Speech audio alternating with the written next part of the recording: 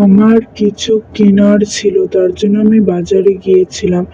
এটি একটি ভুতুড়ে হসপিটালের ঘটনা। আমার ফ্রেন্ড সাইকেল চালানো নতুন শিখেছে। ও আমাকে সাইকেলের কিছু স্টেন্ট দেখাতে গিয়ে নিজেই আঘাত পায়। আমার বন্ধু একজন হসপিটালের ডাক্তার। আমি সেখানে তাকে চিকিৎসা করাতে নিয়ে যাই। আমার বন্ধু বলেছিল এটা একটা ভুতুড়ে ঘর যেটা এখন খালি আছে, এটাই নিয়ে। আমি একটু বিছানায় বসতে যাই আর আমার পাটায় একটু আঘাত লাগে, আর আমি একটু মলম দিতে গেলেই একটি ভূত এসে আমার বন্ধুকে অনেক বাজে অবস্থায় এখানে তোমার স্বাগত। আমি তোমার এখনই মেরে ফেলবো। আমার বন্ধু তখন আসে ওখানে আর আমাকে খবর দেয়। আমি তখনই যাই আর বিছানার নিচে কিছু দেখি।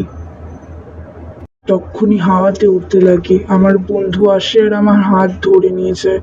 আমার কপালে একটু আঘাত লেগে যায়, রক্ত পড়তে থাকে আর আমাকে বলে এখান থেকে যত তাড়াতাড়ি পারো পালিয়ে চলে যাও। আমার বন্ধু বলে আর ও গাড়ি করে চলে যায়। আর আমি তখন একজন তান্ত্রিক বাবার কাছে যাই। জঙ্গলে আমার খুব ভয় করছিল, তাও আমি যাই ওখানে। সে কোনো তান্ত্রিক জিনিস করছিল, জানি না তাকে কি বলে, কিন্তু একটা জিনিস ছিল বড় যেটাকে ছোট করে আমাকে তলবার আর একটি হৃৎপিণ্ড দিয়ে আমি ওই ভূতকে হৃৎপিণ্ডর লোভ দেখিয়ে ওকে মেরে ফেলি আর ওই হসপিটালটাকেও পুড়িয়ে ফেলি। আর দূরে হসপিটাল থাকে না ওটা।